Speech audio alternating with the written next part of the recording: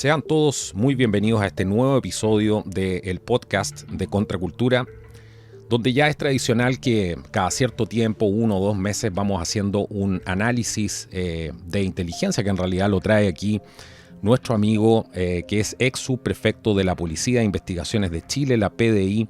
Me refiero a Raúl Muñoz, que muchos de ustedes conocen y le tienen un gran cariño. ¿Cómo estás, Raúl? Bienvenido una vez más a este nuevo programa, a este reporte de inteligencia. Creo que ya es el número 14 por lo que estábamos viendo ahí. Bienvenido. Muchas gracias. ¿Qué tal, Carlos? Un gusto saludarte y me parece que sí, parece que es el 14 y por supuesto muy agradecido como siempre de poder estar en tu canal y de poder conversar aquellas cosas que muchas veces parecieran ser como muy evidentes, pero a veces hay que darle un poquito más de profundidad y otra mirada para poder entenderlas mejor. Así que estamos acá y poder ser un aporte una vez más en tu canal. Bueno, buenísimo. Sí, esa es la idea. Ha tenido mucha buena recepción del público. Estos programas llegan a mucha gente. Así que agradecer a toda la gente que comparte estos programas, que también pone sus comentarios ahí, sus inquietudes, que nos sirven también para ir aclarándoles las dudas que tengan y trabajar también esos contenidos en los siguientes episodios. Muchísimas cosas pasando, Raúl, teniendo en cuenta el escenario en Latinoamérica, Hispanoamérica para algunos, y particularmente en Chile. Hemos tenido este último tiempo una serie de situaciones que, si bien es cierto, ya se venían repitiendo hace bastante tiempo, como el tema de los incendios forestales, la alza en la violencia. Ha comenzado todo esto que tú siempre describías y hablabas de los secuestros, que había que poner ojo con eso. Eso ya es una realidad que lamentablemente estamos viendo en el país.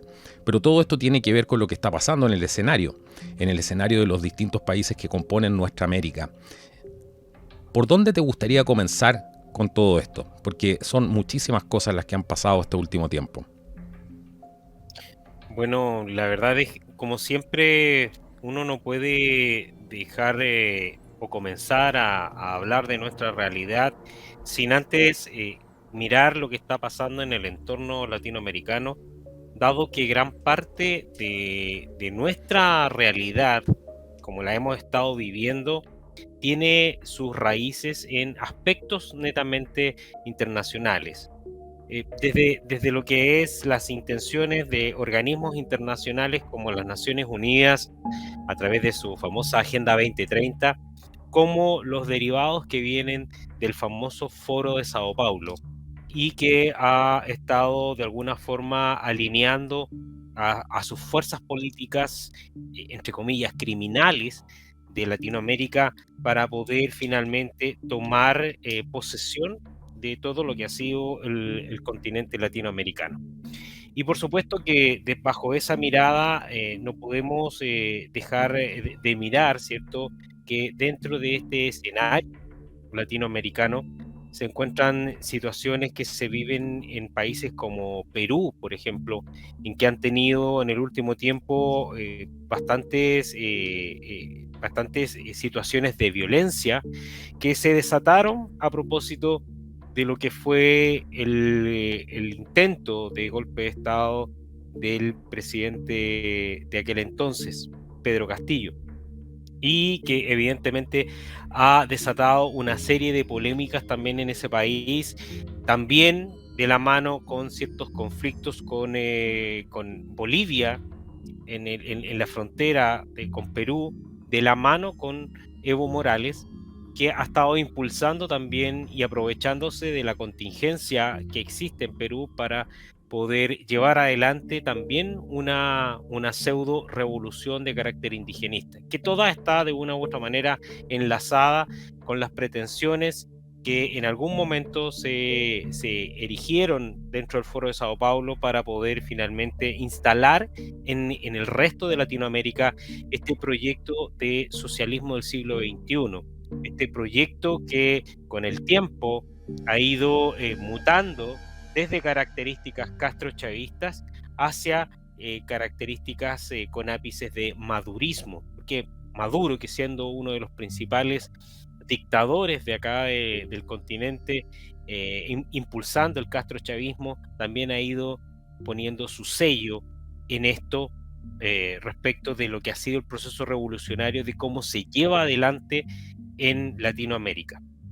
Y ante ello, evidentemente que a Chile le toca una parte de todo este movimiento, porque con el inicio de estos incendios forestales, que claramente han podido las personas observar que no se trata en absoluto Ujú. de acciones digamos, incendiarias provocadas por causas naturales, sino más bien por una amplia intencionalidad, y que ha quedado reflejado en varios materiales, videos que la gente ha subido a las redes sociales, en que se ha visto finalmente que hay una intencionalidad, que hay gente que está directamente relacionada con provocar estos incendios, y que de alguna forma el gobierno ha tratado de ir ocultando toda esta realidad.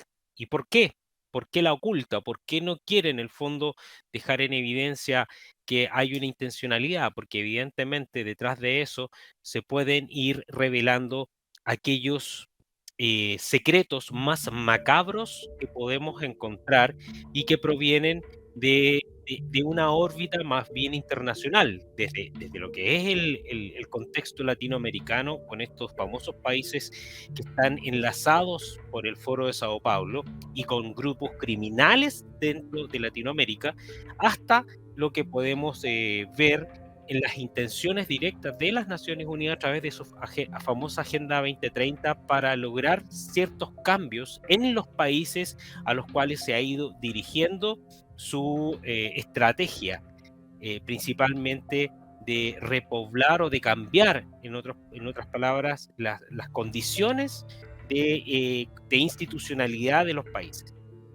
Y ante eso podemos ver que los incendios, con esta intencionalidad que hay detrás, evidentemente van dejando a su paso una serie de consecuencias, y esas consecuencias hacen que las personas tengan que dejar sus terrenos, tengan que dejar sus territorios. Muchos de ellos han perdido animales, sobre todo aquellas personas que se dedican a la ganadería, las que se dedican a la agricultura, que han perdido vastas extensiones de tierra con cultivos y todo, y ha hecho finalmente que esas personas queden de brazos cruzados, que queden literalmente a expensas de las ayudas que eventualmente pueda entregarles, en este caso, el Estado.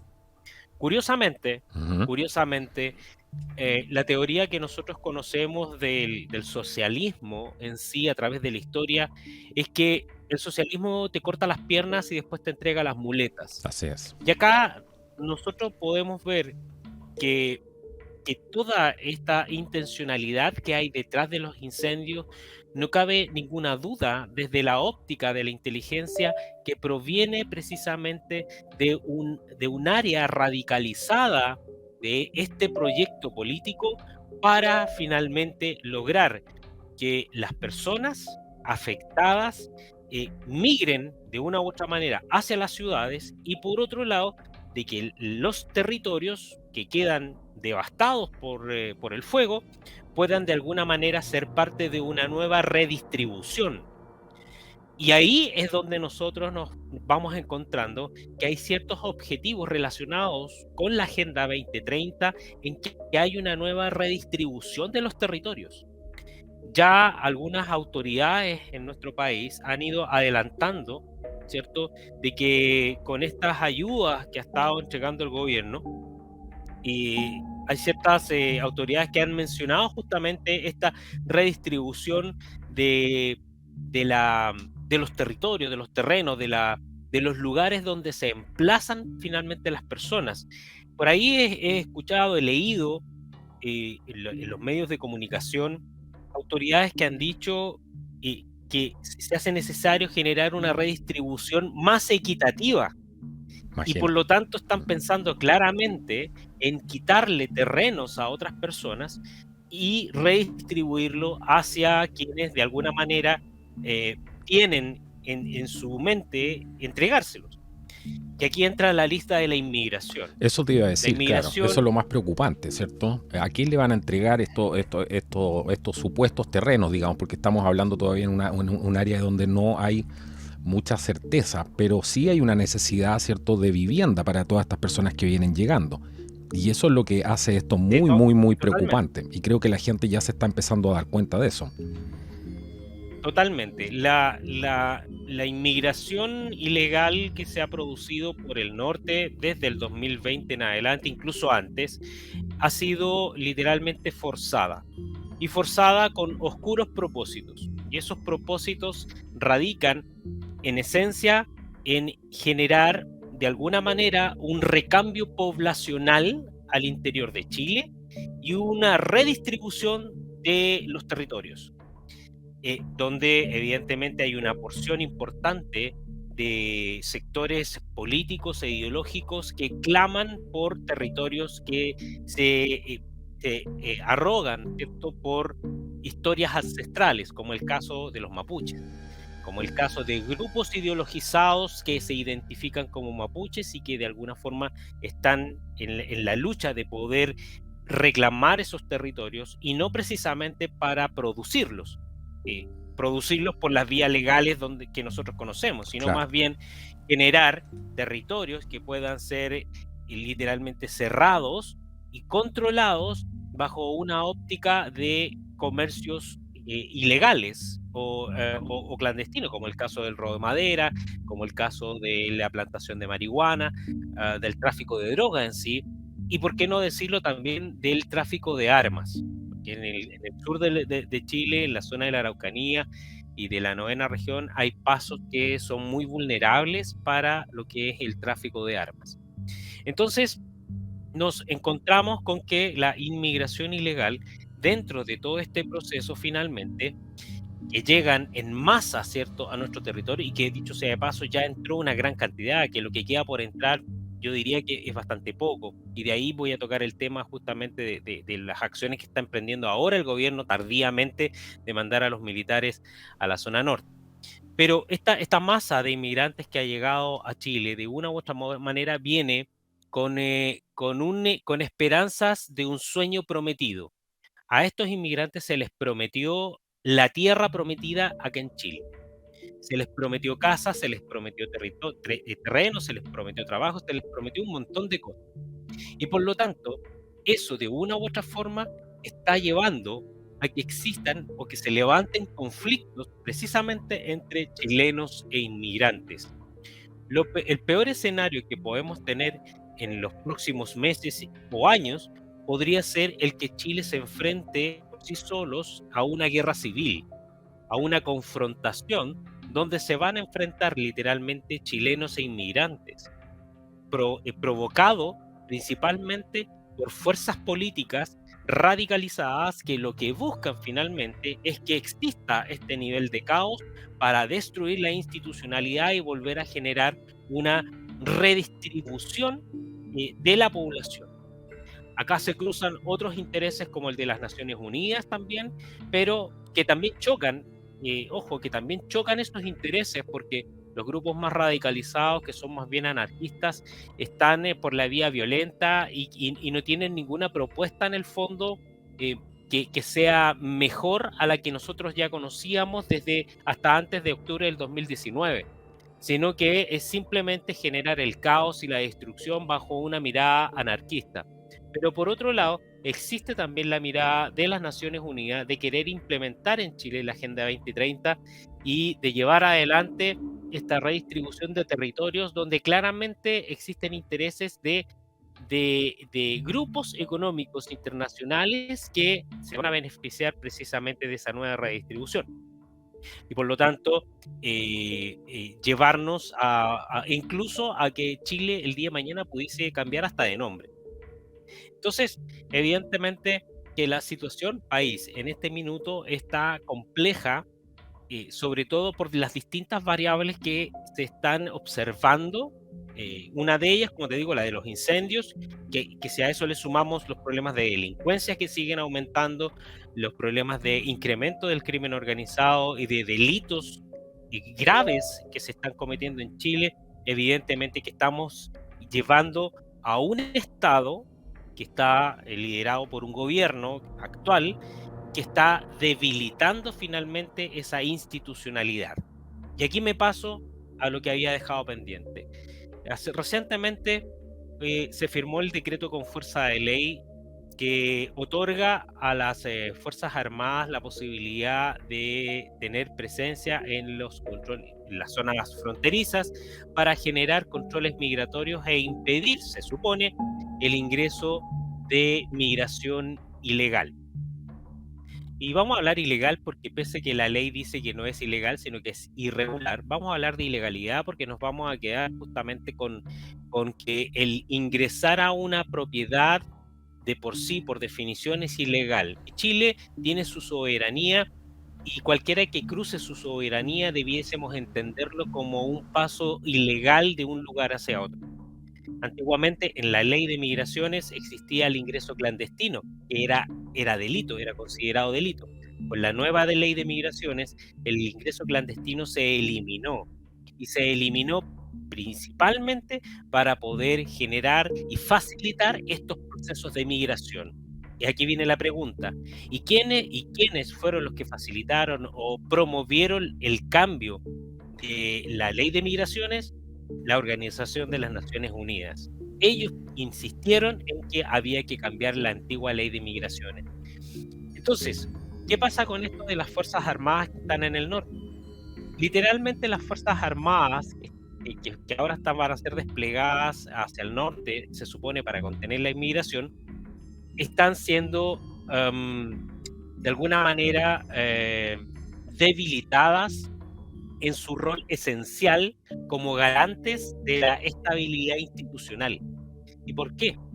Porque a los militares que son encargados de la seguridad, de resguardar los intereses de Chile en cuanto a seguridad externa y principalmente de la soberanía, se les está vinculando con una labor que es netamente de orden público y se les está aplicando las mismas reglas que se les aplican a las policías para generar, por ejemplo, controles de identidad. Se presentó por el gobierno ante la opinión pública como una gran medida el hecho que los militares se trasladen hacia el norte del país y que puedan realizar controles de identidad a inmigrantes que vengan entrando al territorio nacional por pasos no habilitados. Pero resulta que no tiene ninguna trascendencia la labor que van a realizar los militares porque en estricto rigor no van a poder devolverlos.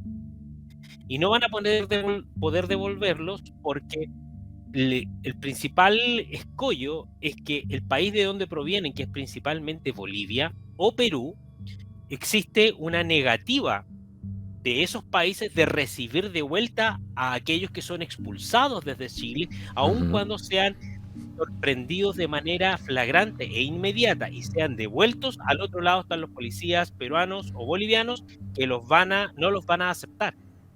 Y por lo tanto, quienes se quedan finalmente con el problema son los chilenos. O sea, el hecho que hayan militares en la frontera no garantiza en absoluto que se vaya a parar la migración ilegal. Todo lo contrario, lo que se va a hacer es que se va a tender a formalizar la regularización de los ilegales a través de un proceso o un procedimiento más regular. Porque los militares van a estar en la obligación de detener a esas personas, de hacer el control de identidad, de tomarlas, detenerlas y ponerlas a disposición de la policía. ¿Y la policía qué tendrá que hacer? Tomar a esas personas, denunciarlas a la autoridad competente e iniciar en ese momento el proceso de regularización de extranjeros. Porque yo te aseguro que los procesos de expulsión administrativa, que son los que debiesen ocurrir en esos casos, no se van a llevar adelante. No se van a llevar adelante. Claro. Básicamente, no se van a llevar adelante. Básicamente porque, es archiconocido que los procesos administrativos de expulsión en Chile son muy dilatorios, se demoran bastante tiempo y finalmente los que son expulsados o debiesen ser expulsados se pierden dentro del territorio quedan básicamente como prófugos porque finalmente no se les vuelve a encontrar nunca más. Y esa ha sido la tónica y esa ha sido la tendencia. A mí me da la sensación, escuchando todo esto y viendo todos los reportes de lo que se ha informado sobre lo que están haciendo los militares en el norte, ¿cierto? Que lo están desplegando con esta suerte de emergencia, donde en realidad no van a poder hacer absolutamente nada. La gente sigue ingresando, incluso se ve a los militares cuidando a los inmigrantes, una cosa impresionante, teniendo en cuenta que esta misma gente viene a causar destrucción y no sabemos si el día de mañana se va a ver enfrentada a nuestras tropas regulares. Pero se le está dando la bienvenida, se lo está custodiando en muchos casos, y a mí me da la impresión de que están tratando de utilizar ya a las Fuerzas Armadas, en este caso en particular, como una suerte de cascos azules. Cumpliendo roles de cascos azules, asegurándose de que estas cuotas de inmigración, de reemplazo poblacional, como le llamaste tú, como le llaman las Naciones Unidas, porque ese es el término, puedan cumplir con su objetivo. Este objetivo, volvemos de nuevo a la famosa Agenda 2030. ¿No te parece esto absolutamente peligrosísimo para las Fuerzas Armadas? Porque estamos hablando de, como bien decías, desvirtuar completamente su rol, pero a la vez hay un factor que es mucho más preocupante y que es la desmoralización de la tropa, o sea, una tropa que no puede hacer uso de sus facultades, ¿cierto?, para los que fueron entrenados, y los mandan poco menos con armas de pintura, y finalmente la tropa se siente tremendamente desmoralizada en este tipo de misiones. ¿Qué es lo que piensas que puede haber ahí? No sé si tienes algún comentario al respecto. A ver, lo que yo observo, y lo he observado hace mucho tiempo, hace un par de años, de hecho, escribí un artículo hace un tiempo atrás, un par de años atrás, sobre lo mismo, sobre el debilitamiento de las Fuerzas Armadas regulares. Las Fuerzas Armadas regulares, cuando tú las llevas a cumplir labores de orden público, lo que estás haciendo finalmente es cambiándoles el centro de operación. Les empiezas a cambiar el chip, ¿cierto?, de cómo deben operar, y les quitas esa doctrina o esa disciplina de estar preparados para la guerra, porque comienzas en el fondo a humanizar. ¿Qué quiero decir con humanizar? Significa que ya ellos no ven dentro de su entrenamiento que están acostumbrados a identificar objetivos y eliminar. Con esto lo que hacen es que evidentemente comienza a acercar en el fondo a los militares hacia una acción mucho más ciudadana, y por lo tanto los aleja de esta probabilidad de poder enfrentarse en un conflicto armado, y por ende de tener más probabilidades de deserción en un conflicto de verdad, en un conflicto, en una guerra. ¿Por qué? Porque comienza a desvirtuarles el concepto inicial de guerra. El militar en todas las Fuerzas Armadas del mundo está formado para matar. Está formado porque con su entrenamiento se custodia la soberanía del país, y con su formación, en el fondo lo que se hace es que es el primero que va a la batalla a enfrentar a otra fuerza regular que en ocasiones puede ser incluso superior. Pero cuando tú colocas a las Fuerzas Armadas en labores de esta naturaleza, desde el punto de vista ideológico, lo que estás haciendo en el fondo es cambiándoles el chip, es generando un cambio cultural de la esencia de su misión, de esa misión que es identificar objetivo y eliminar. Ellos no están, los militares, nótese bien, los militares no están para cumplir labores de atención de público, para que me lo entiendan bien. Exacto. No están para la atención de público, los militares están para labores de resguardo en un conflicto, en un conflicto bélico. Básicamente es eso. Incluso conflictos bélicos hacia el exterior o conflictos bélicos hacia el interior, cuando tú tienes un enemigo interno en el país, como puede ser grupos terroristas, grupos guerrilleros como los que tenemos en Chile, que son grupos guerrilleros, grupos formados militarmente y preparados para enfrentarse militarmente con fuerzas regulares, que es el caso de lo que ocurre con los grupos del sur, la CAM, la UAM, Resistencia Mapuche Mayeco y Resistencia Mapuche Lafkenche. Ellos están preparados militarmente para enfrentarse a militares de fuerzas regulares. ¿Por qué? Porque su concepción también es identificar, objetivo y eliminar.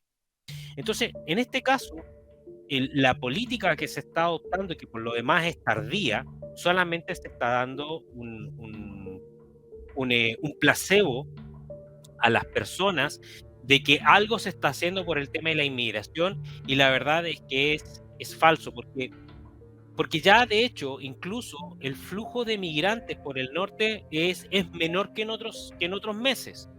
Y como es menor en otros meses, lo que va a venir en adelante es que la discursividad y la narrativa que se va a presentar por parte del gobierno es que gracias a esta implementación de los militares disminuyó el ingreso de inmigrantes ilegales a Chile.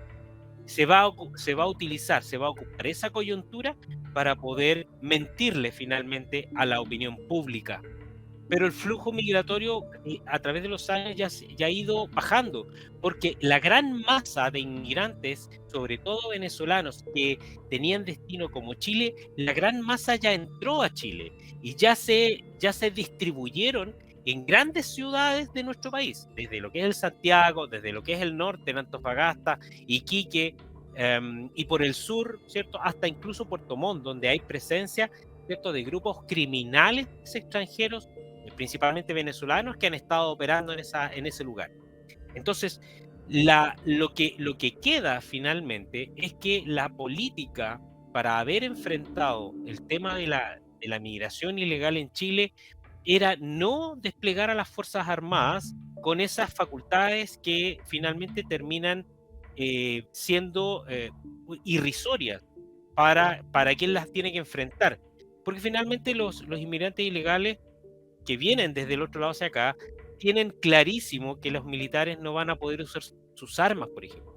Que si bien es cierto, van a poder detenerlos, nadie los va a poder expulsar de nuevo de Chile. Ellos vienen con la idea de que poniendo un pie en Sí, Chile, claro. ya se quedan.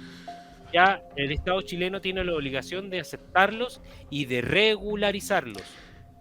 Hablemos ahí para que no se nos quede en el tintero porque esto podría ser una operación también al mismo tiempo de desmoralización, ¿cierto? De la tropa, poniéndola, como decías tú, en este tipo de roles que no les son propios. ¿Crees tú que podría haber una operación ahí de desmoralización también hacia el ejército, tratar de quebrarlo de manera en esta guerra psicológica, cognitiva que estamos viendo ahora, para que justamente se sientan desmoralizados? Totalmente. Esta guerra psicológica viene desde hace muchos años.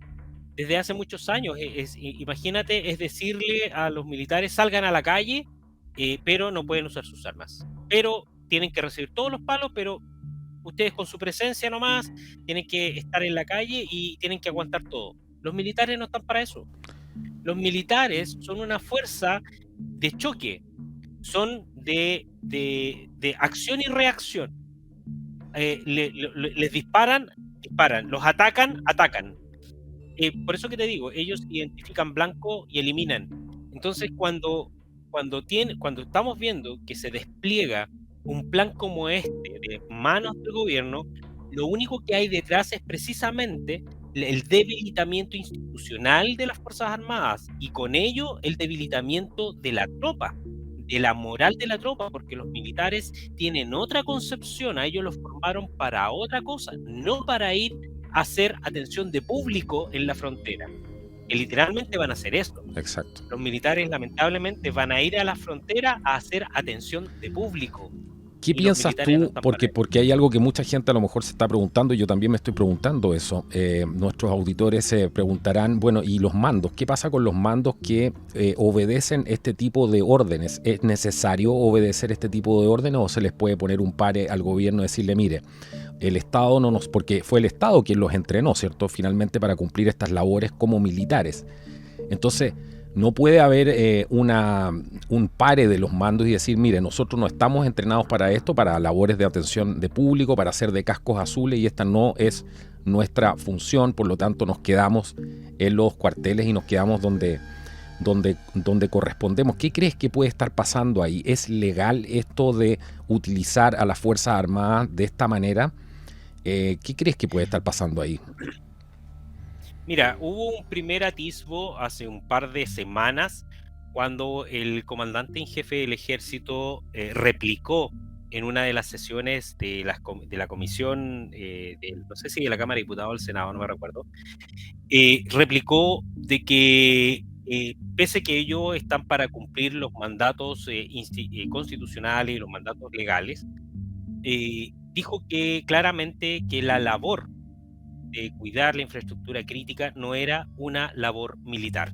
Y él lo dijo, y de hecho saltó en ese entonces la diputada Maite Orsini, quien armó un tremendo escándalo diciendo que encontraba que prácticamente había actuado de manera beligerante el comandante en jefe al dar su opinión respecto de ello. Y que por ahí saltó también la ministra de Defensa, que respaldó los dichos del comandante en jefe del ejército, que en realidad no había sido para nada beligerante ni nada. Por algo se le estaba pidiendo la opinión en ese entonces para la construcción justamente de este decreto, que en el fondo era el decreto para digamos, para custodiar la infraestructura crítica y además hacerse cargo de lo que es el control migratorio. Entonces, de cierta forma, yo veo que los militares están apegados, sobre todo los mandos militares, están apegados, como siempre, al orden institucional. Los militares están respetando la Constitución y las leyes. Recordemos que la ley de la Ley Orgánica Constitucional de las Fuerzas Armadas dice en su artículo primero de que las Fuerzas Armadas están para garantizar el orden institucional y por lo tanto son obedientes y no deliberantes precisamente del mandato constitucional y no van a desobedecer un mandato constitucional. Por eso que el gran peligro que existe en este momento en nuestro país es que nos cambien la Constitución, porque si cambian la Constitución, los militares van a seguir defendiendo y cumpliendo el mandato de la Constitución. Ahora, tenemos que recordar algo, y que no es menor. Las Fuerzas Armadas en general pasaron y han pasado durante décadas por periodos muy complejos de cuestionamientos por temas relacionados a la violación de derechos humanos de la época de 1973 en adelante. Y que hubo muchos todavía militares que están encerrados, ¿cierto?, en verdaderos presos políticos, que están en la cárcel de Punta Peuco, cumpliendo condenas en condiciones incluso deplorables. Entonces, evidentemente que eso a los militares chilenos y a las Fuerzas Armadas les dejó una enseñanza. Y una enseñanza que si bien es cierto, ellos tienen que defender el orden institucional, yo quiero pensar que están justamente en la posición de seguir respetando la Constitución y las leyes, y que mientras este país no esté literalmente en el suelo, las Fuerzas Armadas no van a ser más allá. Por eso que de una u otra manera, si uno entiende el proceso revolucionario de cómo se llevó desde los 90 en adelante, a diferencia de la revolución que lideró Fidel Castro en los 60, cuando entró por la vía armada, cuando hubo enfrentamiento con las fuerzas de Batista, donde murió muchos guerrilleros, mucha gente, muchos militares. A diferencia de esa revolución, este otro proceso revolucionario lo que busca como esencia es la instalación de un determinado régimen por la vía democrática. Entonces son 30 años que se demoraron en generar un cambio cultural en los distintos países, un cambio institucional en los distintos países también, con su penetración en los órganos del Estado, y finalmente lograron llevar adelante un proceso. Imagínate que ellos lograron impulsar un proceso después de la violencia que desataron en el 18 de octubre del 2019, lograron llevar adelante un proceso de una convención, de una asamblea constituyente que terminó siendo una convención constitucional que presentó un proyecto constitucional para cambiar justamente el orden institucional de Chile. Sí. Y hacerse con el poder absoluto. Y hacerse el poder absoluto. Claro. Todo eso dentro de toda una planificación de años, porque piensa lo siguiente, si el 4 de septiembre de 2022 hubiese ganado efectivamente el apruebo de esa constitución, el Partido Comunista, que era uno de los principales impulsores de la revolución, hubiese celebrado, pero olvídate, hubiese tenido una gran celebración porque precisamente ese año, el 12 de enero del año 1922, se creó el Partido Comunista, y ese año estaba cumpliendo 100 años el Partido Comunista. O sea, nada es al azar. Esto de la mano con que fue el 4 de septiembre, que tiene una directa relación con Allende, o sea, era todo muy engranado para generar en el fondo una gran victoria, pero finalmente no ocurrió. Entonces, ¿qué quiero decir con esto? Si nos cambian la Constitución, los militares, si no ha pasado nada hasta ese plebiscito de este año, donde se supone se va a volver a presentar una nueva constitución con un proceso que todos sabemos que está absolutamente fuera de lo legal o de lo que correspondía, ¿cierto? Porque fue cocinado políticamente. Pero si ese plebiscito se lleva adelante y se termina optando por cambiar la Constitución, ténganlo por seguro que las Fuerzas Armadas van a quedar supeditadas a esa nueva Constitución, y quizás en qué términos van a quedar. Entonces, por eso que es peligroso. Y con eso se acabó Chile. Con eso se acabó Chile. Con eso, claro. A nosotros nos cambian. Hay que saber una cosa. No tan solo en Chile, sino que también en Perú, en Colombia, en Paraguay, en Brasil, si les cambian la Constitución, la actual Constitución que tienen esos países, se acaban esos países. ¿Y por qué? Porque el modelo revolucionario lo que busca esencialmente, para poder generar sus cambios, y que esos cambios también van de la mano con la Agenda 2030, si les cambian la Constitución, se instala finalmente los propósitos revolucionarios que han perseguido durante todos estos años. Entonces, finalmente terminaría ganando el Foro Sao Paulo, que, exacto, dicho sea de paso, es una organización criminal. Es una organización criminal con todas sus letras. No sé si nos puedes contar, porque tú tienes tus informantes, ¿cierto? Y estuviste con un informante hace muy poco tiempo atrás.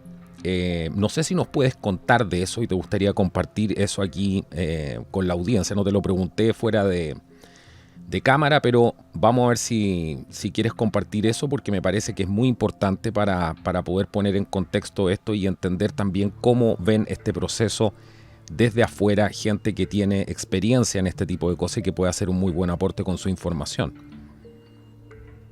Bueno, sí, mira, lamentablemente a veces cuando uno tiene que buscar la información, aquí en Chile no siempre está disponible, y a veces toca la casualidad que hay que buscarla afuera. Y afuera tuve la oportunidad en algún minuto de encontrarme con una persona que fue policía también de la antigua Policía Técnica Judicial de Venezuela. La antigua PDI para nosotros, para los venezolanos era la PTJ, que era la Policía Técnica Judicial, un símil de la PDI en Venezuela, y que hoy en día ya no se llama PTJ, sino que se llama Policía Nacional Bolivariana. La verdad es que afuera, en países como Estados Unidos, por ejemplo, hay una enorme cantidad de ex policías que están observando lo que está ocurriendo en Latinoamérica.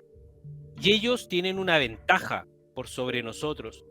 La ventaja es que ellos ya vivieron esa situación. Para ellos, la situación que están observando en Chile, en Colombia, en Perú, es como estar retrocediendo al pasado, es como decir, yo ya vengo del pasado, yo ya lo viví, lo que ustedes están viviendo nosotros ya lo vivimos. Es exactamente el mismo modelo que les están aplicando lo que ocurrió en Venezuela. Y Venezuela ya sabemos en qué terminó hoy en día, sabemos cómo está, sabemos que hay un dictador como Nicolás Maduro, que dicho sea de paso, además tiene vínculos con el narcotráfico. Entonces, esta gente que está reinando en los distintos países, que está llevando a nuestros países hacia un determinado modelo, es gente que incluso se vincula con la delincuencia, con el crimen organizado, con la mafia. Es gente que sí, adopta un color político, porque se identifican con un sector político, más bien de izquierda, marxistas, pero más que marxistas son anarquistas, que en el fondo se utilizan al delito, al crimen organizado, para poder conseguir sus fines. La corrupción va de la mano con todo este movimiento del Foro de Sao Paulo. Es ampliamente conocido los casos de corrupción que se han visto los principales presidentes que hoy en día están en algunos países y que tuvieron casos de corrupción. Entonces, claro, la mirada de afuera es que hay una intención de personas venezolanas, principalmente policías venezolanos, que están con mucha intención de querer ayudar a Chile. Y por eso que lo primero que nos dijeron, y en algún momento me dijeron, por favor, dale este mensaje a los chilenos. Lo que les están haciendo, literalmente, les están quemando el país. ¿Por qué les están quemando el país?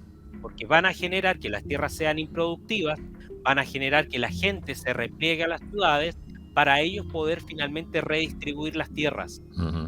Eso es lo que están haciendo. Y en eso hay un negociado, y hay un negociado con los grupos indigenistas, hay un negociado con los anarquistas, hay un negociado incluso con los narcotraficantes. Entonces, la situación que nosotros estamos viviendo en Chile, aun cuando los medios masivos presentan esto con mucha cautela y culpan al cambio climático, las autoridades de gobierno están hablando de que el cambio climático, que son los conejos, que no sé qué cosa, que el alcohol gel no es no es combustión, digamos, no es un acelerante, y lo que es falso, que claramente el alcohol gel lo que hace, a propósito de lo que ha ido pasando en los incendios, lo que hace el alcohol gel es que tú lo apagas o le tiras tierra, por ejemplo, pero sigue combustionando debajo, digamos, sigue prendiéndose, porque es una llama incolora. Y por eso que se explica que muchos de los incendios, tú dices, focos lineales donde se están apagando un sector y después se vuelven a prender. Bueno, son tácticas nuevas, tácticas que las están operativizando grupos anarquistas, grupos vinculados evidentemente a grupos indigenistas, que entre paréntesis los grupos indigenistas tienen incorporados anarquistas. Por eso que hablo yo de grupos anarquistas, porque en el fondo dentro de los mismos grupos de las ORT que hay en el sur, dentro de ellos estos famosos huaychafes son anarquistas que se autoidentifican, ¿cierto?, como miembros o descendientes mapuches, o se identifican como mapuches, pero son anarquistas formados en una línea anarquista. Entonces, finalmente, la operativización de estos incendios proviene de ello, de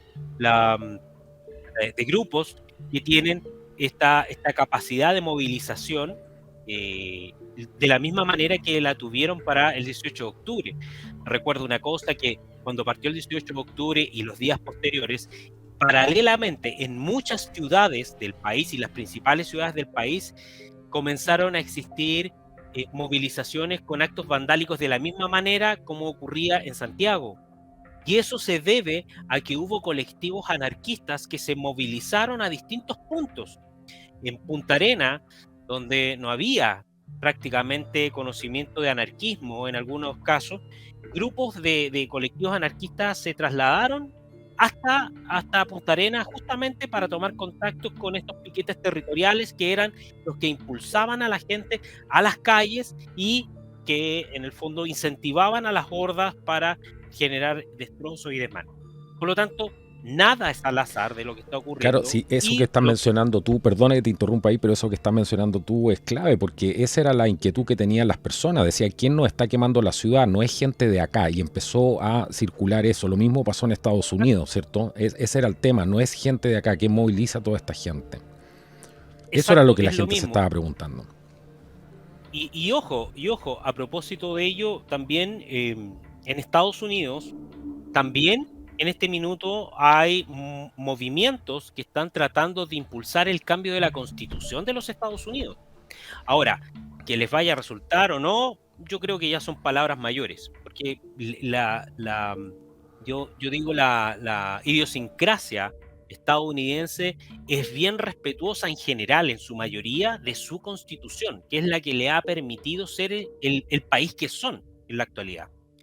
Por lo tanto, yo veo difícil, pero están los atisbos y de hecho Hace mucho muchos tiempo ya. venezolanos muchos venezolanos que están allá, que salieron arrancando del régimen de Chávez y de Maduro, han identificado justamente a estos movimientos que están en los Estados Unidos intentando generar, ¿cierto? Este movimiento por cambiar la constitución. ¿Por qué? Porque cambiar la constitución es la clave para generar la desestabilización de los estados.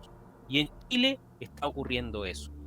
Entonces, lo que me dijeron desde afuera finalmente, y para resumir, es que prestáramos atención y que despertáramos, porque lo que está pasando en Chile con los incendios es que nos están quemando literalmente el país para poder iniciar primero un repliegue de la gente de esos territorios hacia las ciudades, redistribuir las tierras y, por supuesto, generar una escasez alimenticia, porque cuando se genera la escasez alimenticia, porque se quemaron los campos, porque ya no se puede producir, etcétera, va a venir el gobierno ofreciendo cajas de alimentos, Exacto. cajas de mercadería, las famosas cajas CLAP que entrega el gobierno en Venezuela.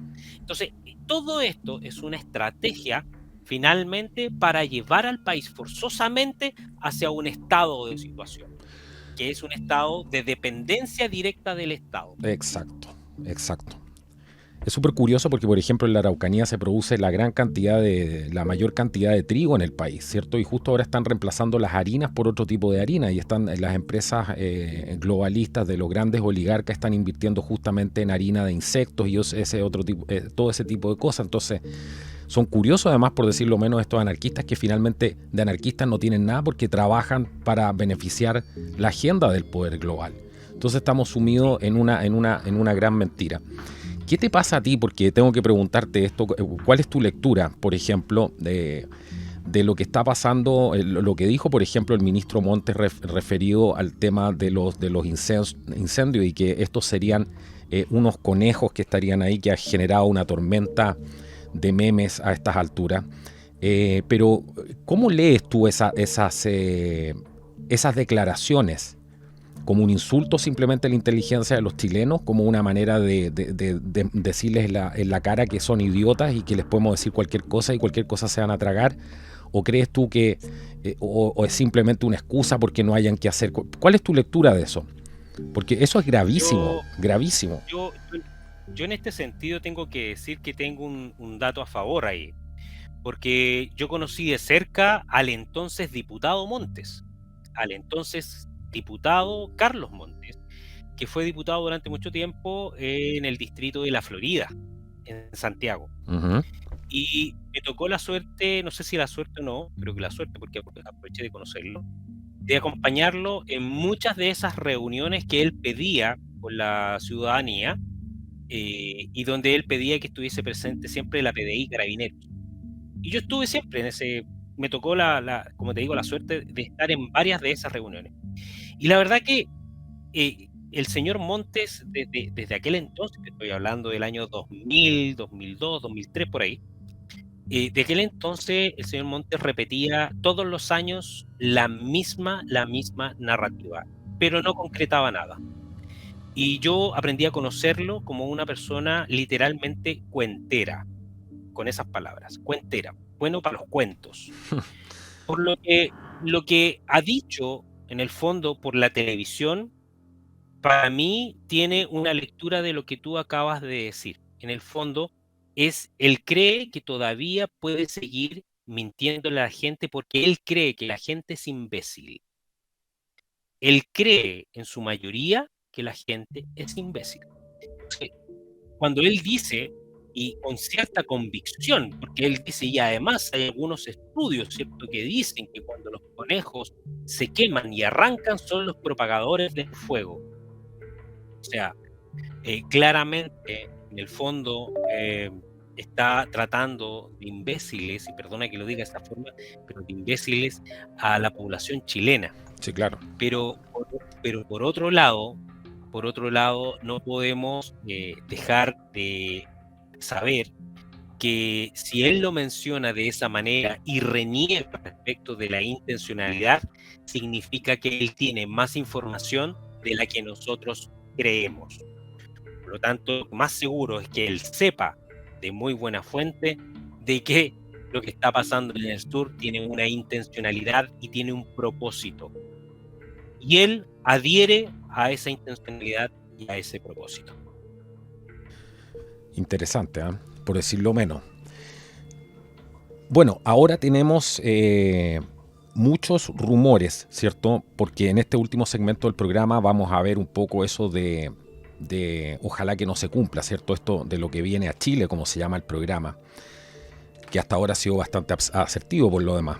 Ahora viene, se está rumoreando, hay muchos rumores de un estallido, un nuevo estallido, una nueva insurrección, digamos, menos estallido, que tendría lugar ahora este mismo mes, ahora en marzo. ¿Qué información tienes tú de eso o cuál es tu lectura de acuerdo a lo que has podido recabar de información a través de fuentes? ¿Crees que eso tenga algún asidero en la realidad? ¿Para qué debe prepararse la gente ahora? Sobre todo en esta guerra comunicacional, ¿cierto? Porque lo que aquí hay un enfrentamiento directo por el control de la narrativa, que fueron los conejos, que fueron los terroristas, que fue que fue el otro. Eso es lo que va marcando la pauta y que va permeando en la sociedad y hace que la gente finalmente tome las decisiones. Así que es una guerra comunicacional al más alto nivel. ¿Qué crees que es lo que puede pasar ahora? A ver, lo que hay acá, para poder entenderlo bien, son dos cosas. La primera es que hay ciertas cosas que la ciudadanía no está viendo, ¿ya?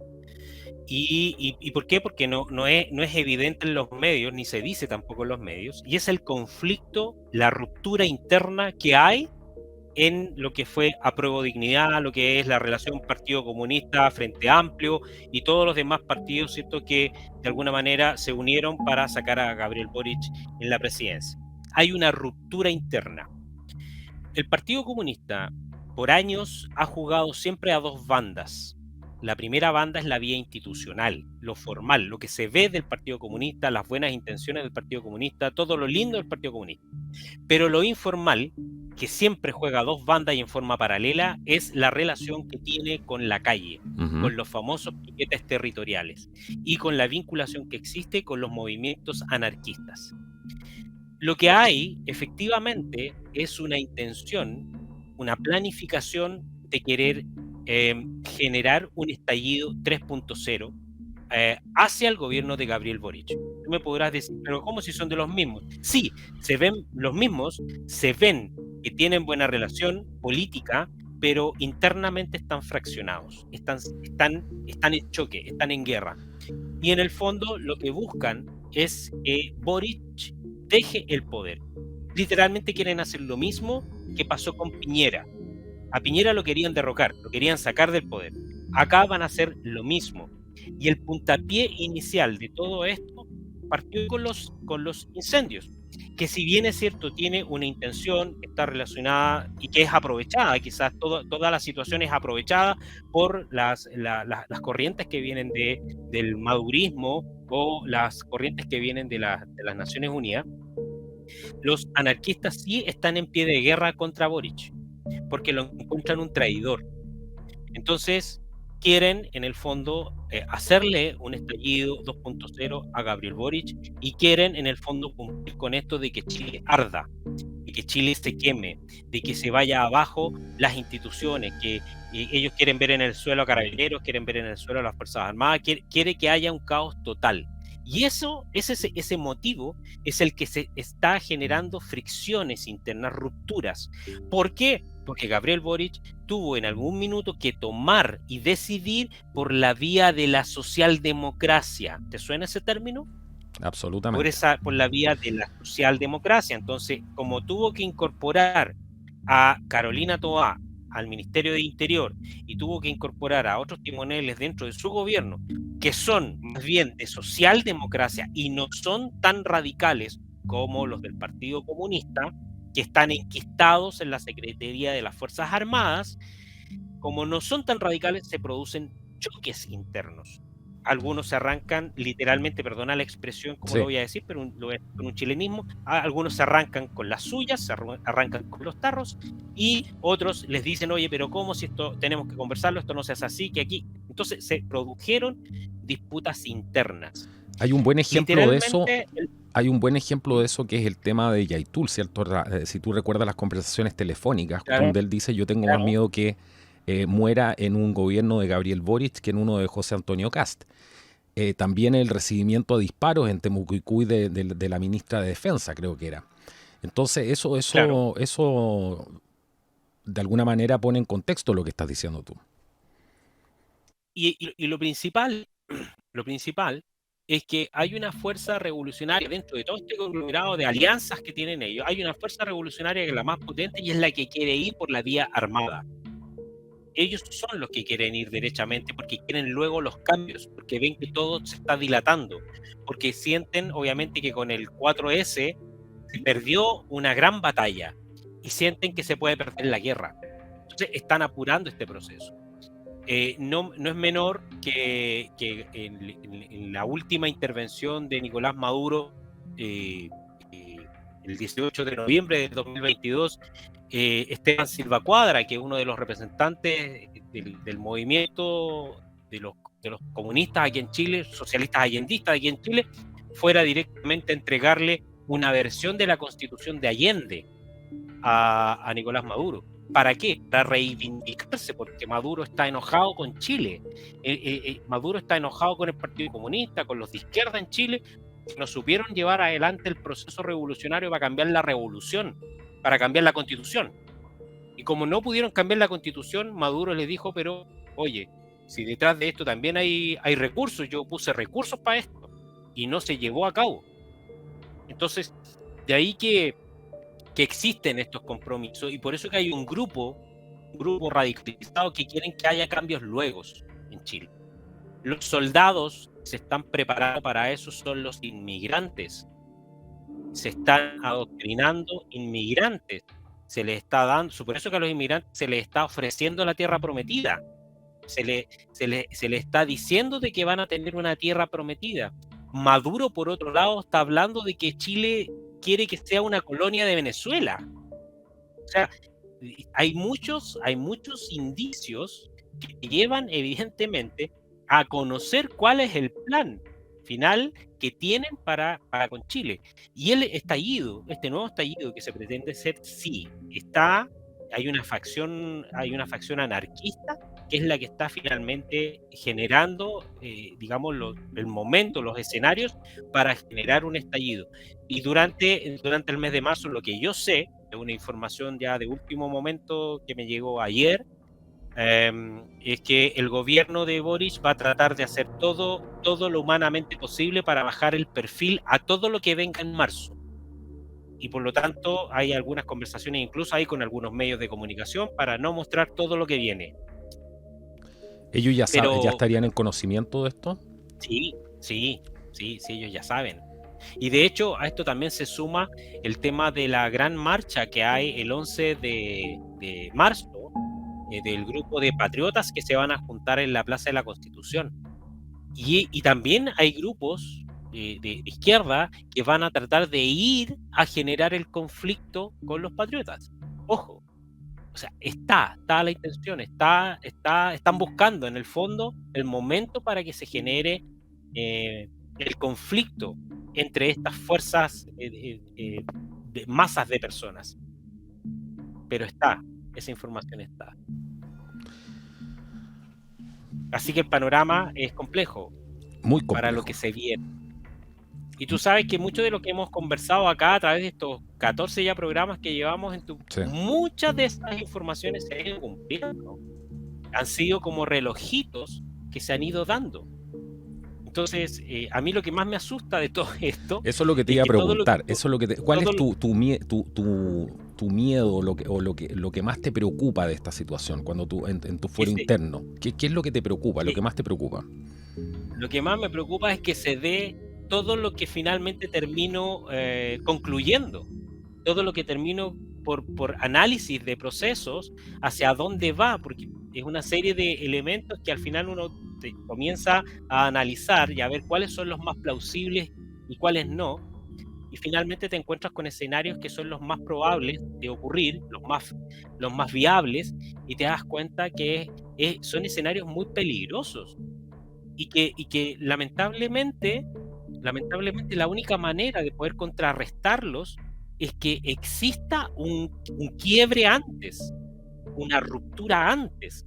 Y cuando hablo de ruptura, me refiero literalmente a que haya un cambio de gobierno, que haya un cambio de gobierno, pero no un gobierno de izquierda, no seguir con lo mismo, sino que un gobierno que venga a imponerse y que ponga orden, porque a estas alturas estamos en una situación de nuestro país que se requiere poner orden. Mira lo que está pasando en Perú. En Y la Perú, gente lo está pese pidiendo, la gente ya al unísono está pidiendo eso. Dina Boluarte, pese a que es una persona de tendencia ideológica de izquierda, ha hecho cumplir la norma, ¿cierto? Y la constitución, y todo el pueblo peruano en su mayoría no quiere volver a no quiere volver a escuchar la palabra terrorismo. O sea, imagínate que los peruanos están tan alineados con eso que fueron capaces de impedir el ingreso de Hugo Gutiérrez, de Hugo Gutiérrez del Partido Comunista de Chile, Así es. le impidieron el ingreso a territorio nacional. ¿Y por qué? Porque está categorizado como una gran amenaza para la seguridad nacional del Perú. O sea, los peruanos lo tienen claro. Los peruanos no quieren nada con el comunismo. Se equivocaron quizás con haber elegido a Pedro Castillo, puede ser, pero los peruanos hoy en día no quieren nada con el comunismo porque saben que el comunismo va de la mano con el terrorismo que ellos sufrieron durante muchos años en el Perú, de la mano con Tupac Amaru, etcétera, Sendero Luminoso, etcétera, que son grupos terroristas de carácter marxista. Entonces, ellos lo tienen claro. Y nosotros en Chile todavía estamos durmiendo. Todavía nosotros andamos con buenismos y con palabras políticamente correctas. Por eso que el temor que tengo yo es que de todos los análisis que hemos estado sacando adelante y que hemos ido prospectando, se cumplan. Y lo que más ojalá pasara es que hubiesen cambios en el trayecto de estos procesos, cambios que sean radicales. Y uno de esos cambios radicales que se requieren en nuestro país es que Gabriel Boric deje el poder o que tenga un vuelco absoluto en la forma de gobernar y que termine dejando de lado al Partido Comunista.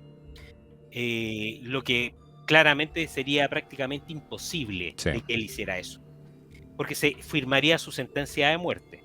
Con eso te lo digo todo. Si él le diera la espalda al Partido Comunista, sería su sentencia de muerte. Entonces, por eso que te digo que lo que tiene que pasar finalmente es que el presidente Gabriel Boric tiene que dejar el poder, porque de lo contrario Chile va a caer o va a llegar o va a terminar en un conflicto interno de guerra civil. Y esa guerra civil va a ser entre chilenos e inmigrantes que van a estar peleando por la revolución. Esos inmigrantes que les ofrecieron la tierra prometida vienen a pelear por la revolución, vienen a pelear por esta tierra. Esa es la clave de todo. Sí, y hay muchos videos de redes sociales donde ellos mismos decían eso. no es algo que estemos diciendo nosotros acá, ¿cierto? Había muchos videos en redes sociales donde ellos afirmaban que venían a eso acá, muchos de ellos, por supuesto Sí. no todos. Tu mensaje final, amigo mío, porque ya estamos en el fin de este análisis de inteligencia número 14 aquí en el podcast de Contracultura. Bueno, las palabras finales es que decirle a las personas, primero a los chilenos, el mensaje va para Chile, sabiendo de que tenemos a nivel latinoamericano muchas personas de distintos países que nos ven. Primero a los chilenos que presten atención a los procesos que se están dando. No se queden con lo primero que observan o con lo primero que ven en una noticia. Cada una de las cosas que están ocurriendo tiene una razón y tiene una raíz y tiene un proceso detrás que está vinculado con otros procesos y que de alguna manera, si ustedes logran entender eso, van a poder conocer qué es lo que viene o prospectar qué es lo que viene. Por lo tanto, lo más importante es saber que Chile está viviendo ataque. Hoy día nuestro país está siendo atacado desde el punto de vista ideológico con tácticas que de alguna manera tienen una intención. Y esa intención es generar la inestabilidad o la desestabilización propia de la institucionalidad de Chile.